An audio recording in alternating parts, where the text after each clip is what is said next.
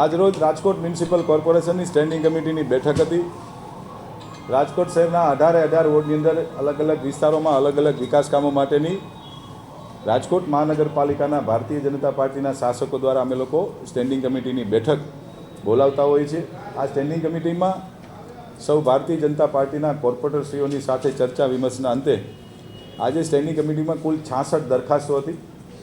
આ 66 દરખાસ્તોમાંથી 210 કરોડ 1,52,000 એટલે કે 2 અબજ 10 કરોડ જેવી રકમના ખર્ચે રાજકોટ શહેરના અલગ અલગ વિસ્તારોની અંદર રાજકોટ શહેરના શહેરીજનોને કોઈ મુશ્કેલી ન પડે એના માટેના વિકાસ કામોની આજે કુલ દરખાસ્તો હતી. એમાંથી 210 કરોડની એટલે કે 2 અબજ 10 કરોડની દરખાસ્ત આજે મંજૂર કરી છે.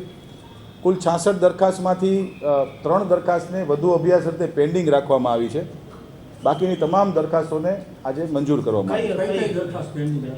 દરખાસ્ત નંબર 4 જે પેન્ડિંગ રાખવામાં આવી છે એ રાજકોટ મહાનગરપાલિકાના જે સિક્યુરિટીનો જે કોન્ટ્રાક્ટ છે એ સિક્યુરિટીની દરખાસ્ત ગઈ સ્ટેન્ડિંગ કમિટીમાં પણ પેન્ડિંગ હતી અને આ સ્ટેન્ડિંગ કમિટીમાં પણ વધુ અભ્યાસ અર્થે પેન્ડિંગ રાખવામાં આવી છે. દરખાસ્ત નંબર 5 છે રાજકોટ મહાનગરપાલિકાના જુદી જુદી શાખાના કર્મચારીઓનો જે પગાર ધોરણ વધારવા માટેની અને ગ્રેડની જે દરખાસ્ત હતી એ વધુ અભ્યાસ અર્થે પેન્ડિંગ રાખવામાં આવી છે. અને કુલ દરખાસ્ત number 38 ward number 7, ward number 14 અને વોર્ડ નંબર 17માં પાર્ટ વોર્ડની અંદર ડીઆઈ પાઇપલાઇનના કામ અંગેની દરખાસ્ત હતી એ પણ મારા દ્વારા પેન્ડિંગ રાખવામાં આવી છે. જેનું કારણ એ છે કે હું માહિતી માગું છું અધિકારીશ્રીઓ પાસેથી કે રાજકોટ શહેરમાં હવે કયા કયા વોર્ડની અંદર ડીઆઈના કામો થઈ શકે એમ છે. જો એ માહિતી પ્રોપર સમયમાં મને મળી જાય તો માર્ચ પહેલાં રાજ્ય સરકારશ્રી જે અમને ગ્રાન્ટ આપે છે તો એ એકસાથે બધા કામોને અમે મંજૂર કરી લઈએ.